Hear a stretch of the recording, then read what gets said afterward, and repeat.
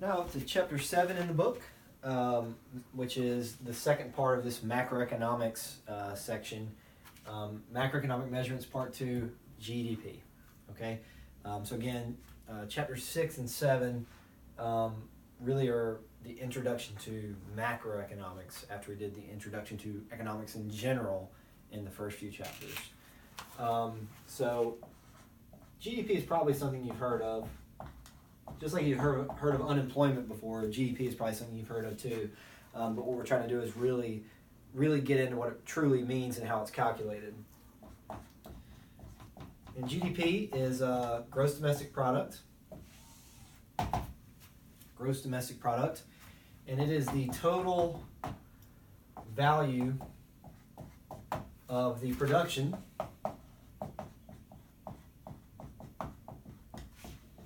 of all final goods and services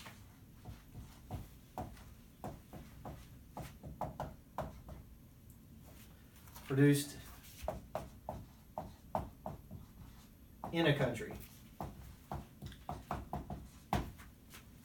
total value of the production of all final goods and services produced in a country, usually termed in a year. That's usually the way we think about GDP, is a year-long amount of production. Quick little note here, in a country literally means in the country. There's something called gross net product, and then there's gross domestic product. And the gross net product is the production of the goods and services by the country's citizens, whereas gross domestic product is within the country's borders. So there's a little bit difference of the calculation there. So when you see GNP, that's slightly different from GDP. A quick note here, this is only focusing on final goods and services.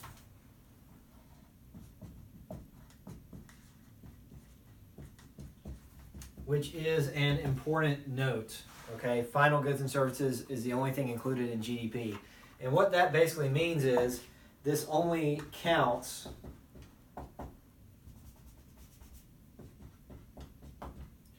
items or services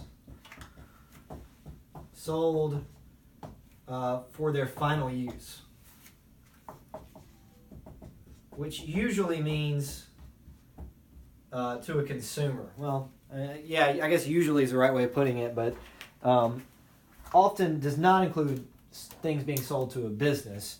So for example, in my office right here, looking around me, okay, I know you can't see my entire office, but what I'm looking at is not final goods, okay? This marker is not a final good. This is an intermediate good. This good, see, was sold to the college, but now you guys are paying for it. This whiteboard is paid for by mainly tuition dollars, okay? So the problem is, see, if I count this in GDP, when it's sold to the college, I essentially end up counting it twice. Once when it's sold as a marker, and then another time when it's sold as part of tuition, as it's sold part of the educational experience. So you got to avoid counting things twice. To give you another example, think about Subway, the restaurants, right? Subway. When Subway purchases lettuce, maybe it pays $50 for some lettuce. We shouldn't count that $50 because when people go to buy the sandwich, one thing they're paying for is the lettuce. So if we count the lettuce when Subway buys it, and then we also count the purchase of the sandwich, we'd end up counting the sandwich, the lettuce in the sandwich twice. Okay, so what we're trying to do is avoid counting things multiple times. So this is an important note, so you realize it only accounts for goods that are in their final use. Any capital, right? Any capital that's used to produce other stuff like this whiteboard, it's not counted when we buy the capital. It's counted when you guys pay for your tuition because part of what you're paying for is indeed this whiteboard.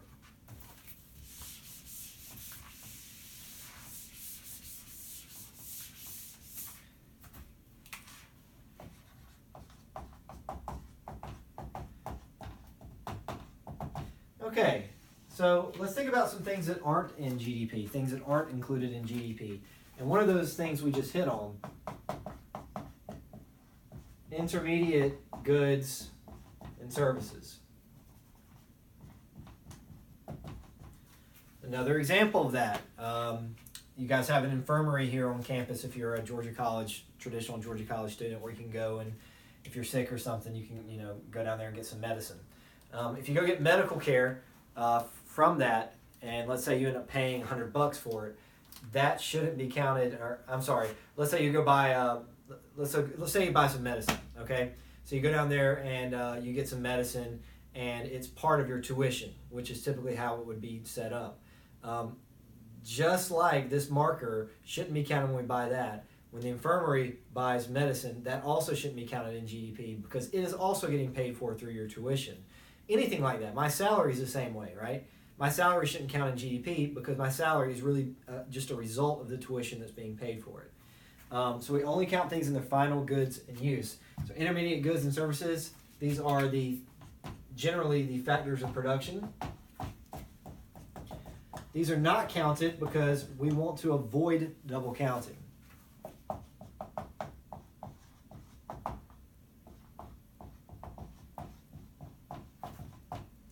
So these are excluded in order to avoid double counting. Similar to that, we also don't count used goods.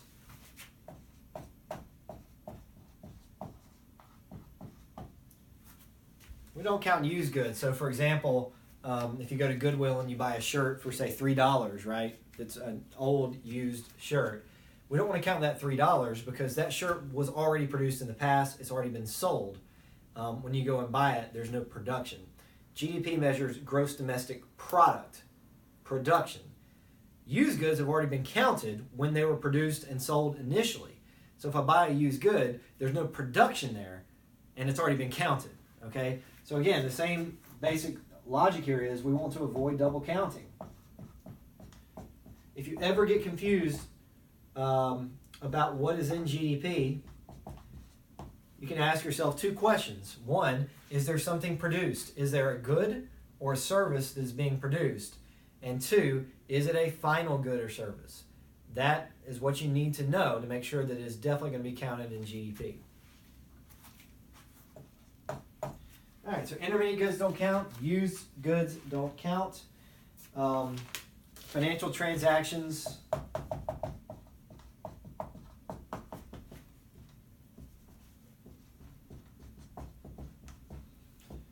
Such as buying stocks.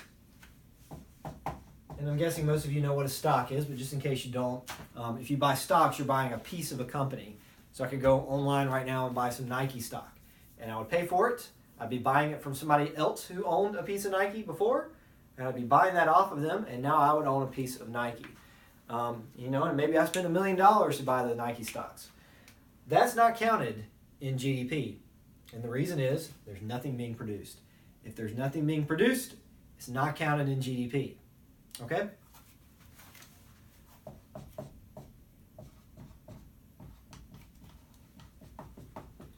Likewise, really under the same basic logic, government transfers such as Social Security also don't count. Okay? Government transfer, Social Security, things like that, they don't count. So in case you don't know about Social Security, you probably do, but just in case, Social Security works this way.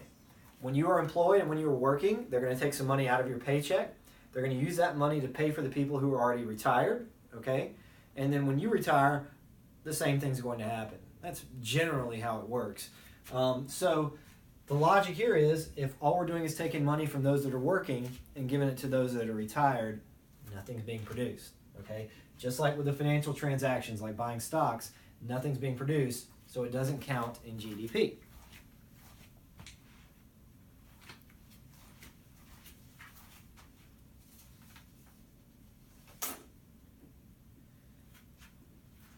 Okay, so if we wanted to kind of combine these in a logical way, number 1 and number 2 aren't counted because we're trying to avoid double counting. And number 3 and number 4, these are excluded because nothing is being produced. All right, so these have to do with double counting. These have to do with no production. A few more, so on that same topic, a few other things that are not included.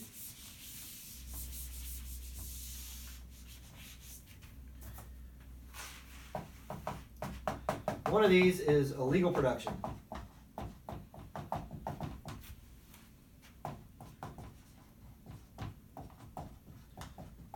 Illegal production of goods and services. This is kind of an interesting one. So for example, things like drugs, like selling drugs, prostitution, things like that. I use those examples because those are clear examples of production, right? The reason these aren't included is simply because we have no way to measure it.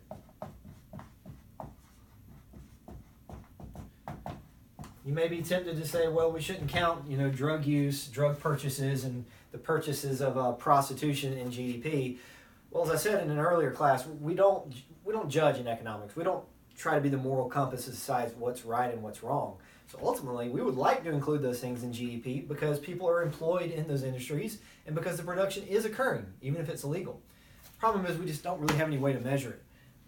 There's no receipts. Usually there's no income taxes associated with it. So it's just impossible to really measure. This might not sound like a big deal, but it kind of is. Some countries have a lot of illegal production. And in the U.S., we have a lot of illegal production too. Things like drugs and prostitution, yeah, there's a lot of money in those for sure. But also things like, if somebody pays me to cut their lawn and they pay me $80, there's a good chance I'm not going to report it. So if I'm not reporting that, it's illegal activities because I should be reporting it most likely. And the government's not going to know about it. They're just not going to know that transaction took place. There's a lot of under-the-table deals for things like that, and it's not being counted, and we would actually prefer for it to be counted. We just don't have any way to do it.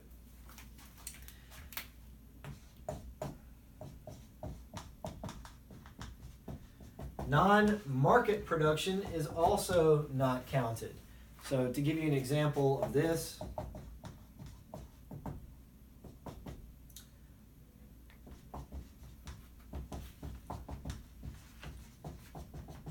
let's say that I clean out my gutters myself. All right, so I just go to my gutters and I clean them out. Should that be counted in GDP? No, probably not, right? Because I'm doing the production myself. But there's kind of a tricky nature to this. If I hire somebody to clean out my gutters, they're going to get paid, and that's probably going to go into GDP. But if I clean out the gutters myself, that's not going to go into GDP. It's kind of interesting to think about. Similar to that, the second example, let's say I grow my own tomatoes. That is also not going to count in GDP because there's no dollars changing hand. There's no clear-cut production. But if I go to the store and buy tomatoes, that's going to count in GDP. So there's a lot of examples of things like this where if you pay somebody to do it, it goes in GDP, and if you don't, it doesn't count in GDP. The problem with this really there's no good way to deal with this. If I buy tomatoes at the store, should we just say that's not GDP? Of course not, it is. If I produce the tomatoes at home, should we say that is GDP? Well, maybe, but we don't really know if it's happening. We don't have any receipts. We have no way of knowing that that's occurring. This is a problem. Part of what makes this a big problem, too, is if you think about it, some countries do a lot more of this sort of stuff. Specifically, poor countries do a lot more of this non-market production. So, for example, in the U.S., if I need a haircut, I probably go to the barber shop, pay them $20, right? If you're in a low-income country, you probably have somebody in your family cut your hair. Maybe it's even a better haircut. But what that's going to do is it's going to inflate the U.S. GDP because haircuts get included versus a low-income country, haircuts aren't actually transacted, so there's no way to put that in GDP. Okay? So what's kind of interesting about this is it may skew things. Countries that have a high GDP, they're more likely to pay for things like haircuts and tomatoes and having people do landscaping at their yard, which makes GDP look higher. And then poor countries are more likely to do this themselves, so they don't get counted in GDP and makes it look lower. So what this is going to do is it's going to skew GDP and sort of exaggerate the relative position of these countries. Likewise, in the U.S., the other thing this does is when our GDP goes down, when we have a recession, it's going to go down further maybe than it should, because when GDP recedes, people start engaging in more of these non-market activities. You're more likely to grow your own fruit, more likely to cut your own grass, more likely to do your own landscaping, more likely to repair things at your home yourself. So that doesn't get counted in GDP. All right, so legal production doesn't count. Non-market production, such as those examples I provided there, also don't count. And then just one last note here. Is there's no control for bads. Okay, and we mentioned that term in the past. A bad is something that decreases utility. A good is something that adds to utility. A bad is something that reduces utility. So a good example of a bad is pollution. Nobody likes pollution, right? It's not really good for anyone. So pollution is a bad. It makes people less happy. GDP only looks at the things that are produced and consumed. It doesn't factor into GDP the negative potential consequences. So for example, if our GDP goes up $1 million because a new plant opens in Milledgeville, it could be very well the case that people are really unhappy about the plant because of the pollution it creates, and actually society would be better off if it was gone. GDP, it doesn't have the ability to think through those sorts of problems. It's just going to measure production. So I'm just adding that as a note so we realize GDP simply is flawed in some ways and is not a perfect measure of a society's capabilities or how good it is to live in a certain country. Okay? So GDP only measures final goods and services of those things that we can track in scenarios where something is really being produced. Either a good or service is truly being produced.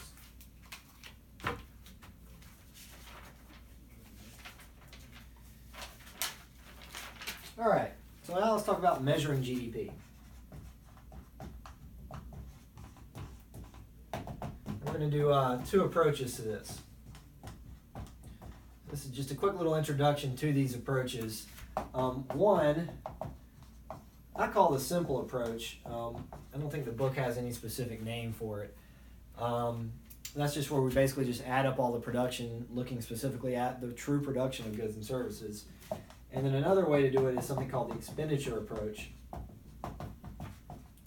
And that's where we categorize certain types of production. This one is nice because it allows us to really see what's going on. It's more visual, so you can really see where GDP is coming from. This one's nice because it simplifies when you're dealing with a big scale like the U.S. The simple approach means basically when somebody goes and buys a sandwich for $5, let's put that $5 into GDP. You can imagine why that's really challenging in a country like the U.S. to add up every single purchase. So this is kind of a shortcut way of doing it.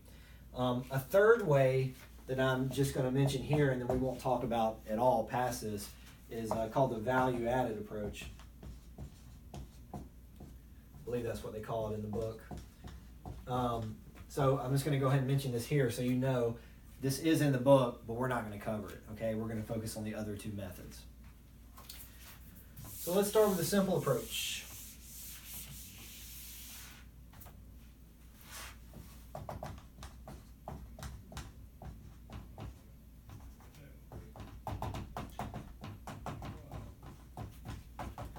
So all you're going to do here is just add up or sum the production. So this is going to be pretty easy. What I'll do on the exam is give you a table.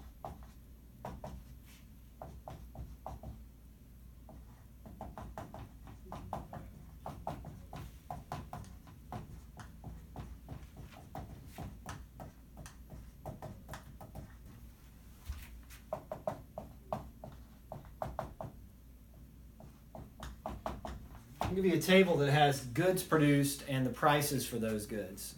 Okay, so let's imagine that for some tiny country, this is all they produce.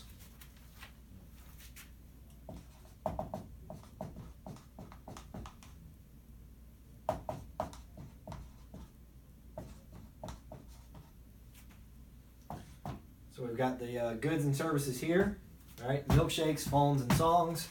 A couple of examples of goods, and maybe this is more like a service, right? You can buy songs on, iTunes or Spotify or whatever. So you can purchase these songs. They are valued. And we've got quantities and we've got prices. And so maybe this is the amount produced, like this, and here are the prices. and we're kind of imagining, prices are locked in at certain amounts and that sort of thing. And what makes it simple is you're just adding up the prices and the quantities. You're just keeping things very simple. So all we would need to do here is just figure out how much total production there is. Okay?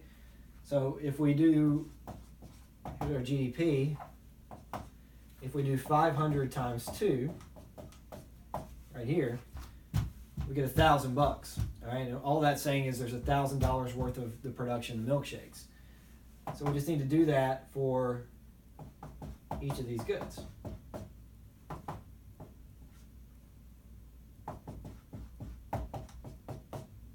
Like that. Okay? And what we would get from that is $6,000. And that would be the total production of all goods and services, GDP. Really simple way to think about it. And you can see where GDP comes from. It's just all the goods that are produced, all the value being created in a given year. All right, so I'm going to erase this now, and then we'll see one reason why we like the simple approach is it allows us to compare year over year.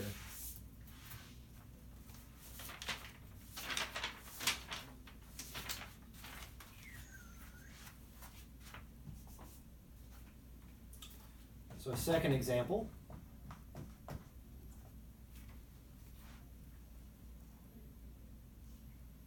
I'm trying to make sure I leave myself plenty of room here because this is a pretty lengthy exercise.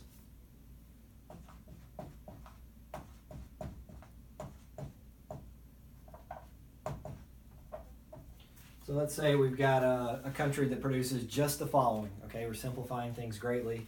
And let's say all they do is produce hot dogs and hamburgers. So here's the hot dog price, and here's the hot dog quantity produced. And we'll do the same thing for hamburgers. Hamburger price and hamburger quantity. And I'm just kind of making up some numbers here as we go.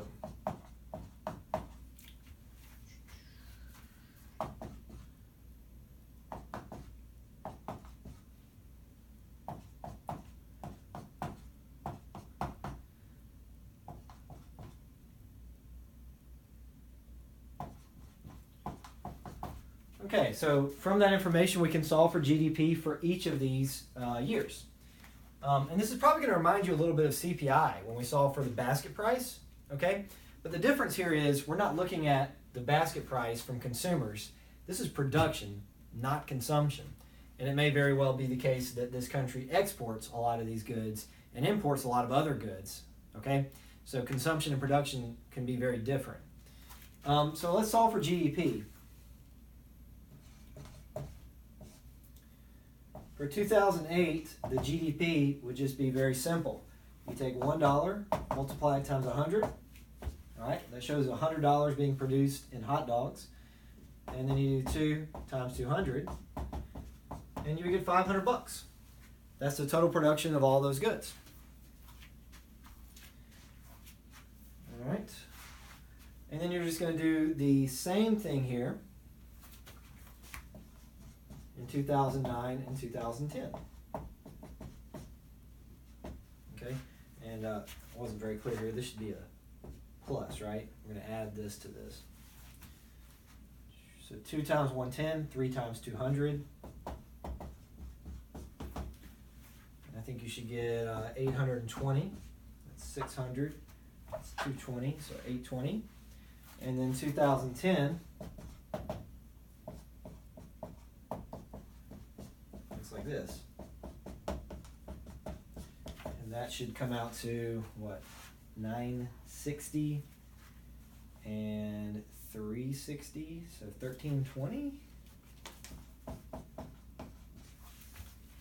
right, so those are our GDPs. And so what I might do is I might look at this and say, wow, GDP almost tripled between 2008 and 2010. We must be getting a lot more productive. But of course, the problem here is that doesn't account for the fact that prices have changed. So what's nice about this simple approach is it allows us to solve in regards to changes in prices, okay?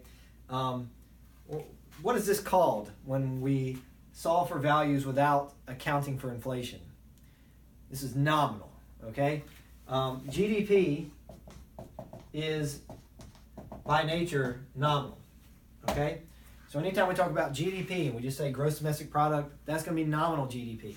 Okay, it is by default going to be nominal unless we say otherwise. So what we might want to do instead is solve for real GDP. And this is the inflation adjusted gross domestic product, taking into account the price changes. Okay? So what I might do on your quiz and on the exam is I might ask a question like this.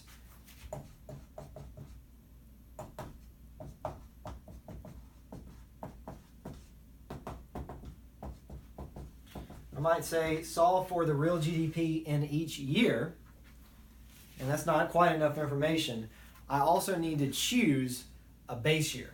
Okay, so this is similar to what we did with CPI where we're choosing a base year, but it's not the same. Okay, when we solve for CPI, we needed a base year to actually solve for CPI. When we're saying base year here, we're basically just saying choose that year's prices. Okay, so let's let base year be 2008 in this example.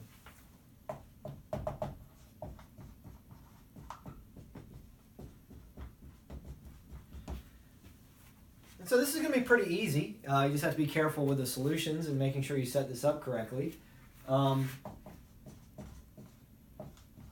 the first thing to do is maybe solve for the real GDP in 2008. And what that would mean is we're going to solve for the GDP in 2008 using 2008 prices. So what that means is the nominal GDP in 2008 should come out the same as the real GDP in 2008 since we're using the base year of 2008 anyway. Okay, so the prices we use here will be from 2008 since that is our base year. So this is going to be redundant.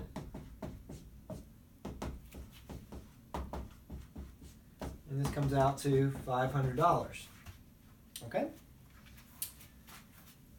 And then we can do the real GDP in 2009 using 2008 dollars. And so what we're going to do is we're going to use the quantities from 2009 because that's the year of production.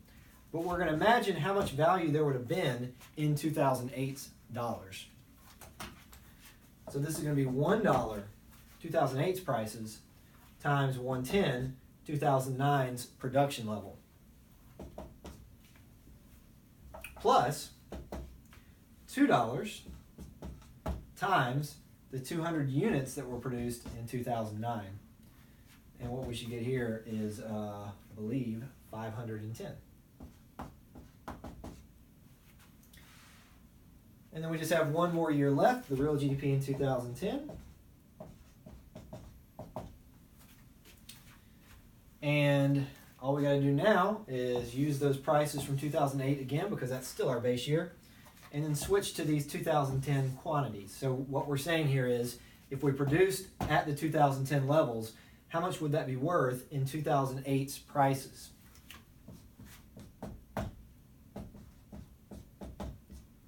So 1 times 120, okay, $1 times 120 here, plus 2 times 240,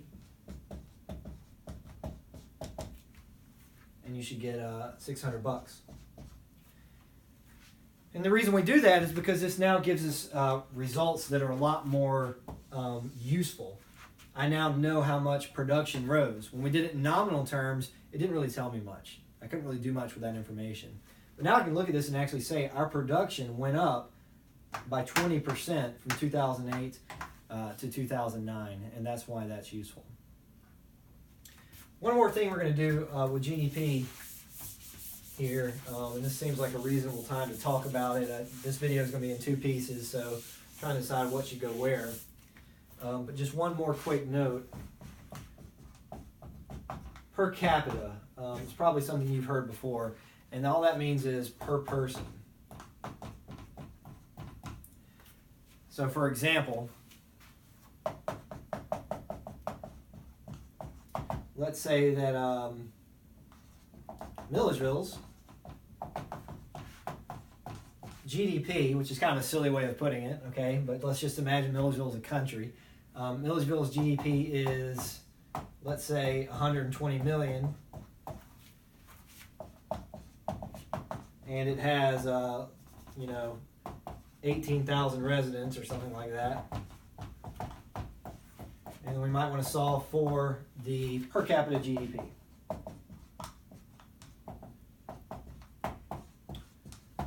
This is a really easy exercise. To solve for this, you guys can probably figure this out. The per capita GDP is always just going to be the GDP divided by population. That's all you got to do. What we're trying to do is see per person how much is produced. So if we take GDP and divide it by the population, it's going to give us exactly what we're looking for. So in this question here, we take 120 million divided by that population of 18,000. And let's see what we get.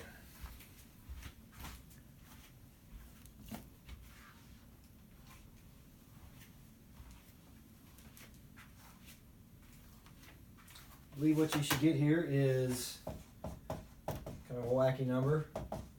That. Right? Almost $6,700. And what this would mean is the average person in this society is responsible for producing about $6,700 worth of goods and services. This doesn't mean each person does this. It just means on average that's what they produce. This is a really nice way to think about it. I really like per capita GDP because it allows us to think about it on a per person basis so we can compare country to country, right? You'll see why this is so important when we get to the second part. It's really hard to compare country to country unless you have it at a per capita level. All right, so that's per capita GDP. I could ask you for per capita real GDP, and we could start all the way back with just the simple approach. I just give you prices and quantities, and I give you population, and ask you to solve for per capita real GDP. Just follow the same logic. Okay, that's the end of part 1.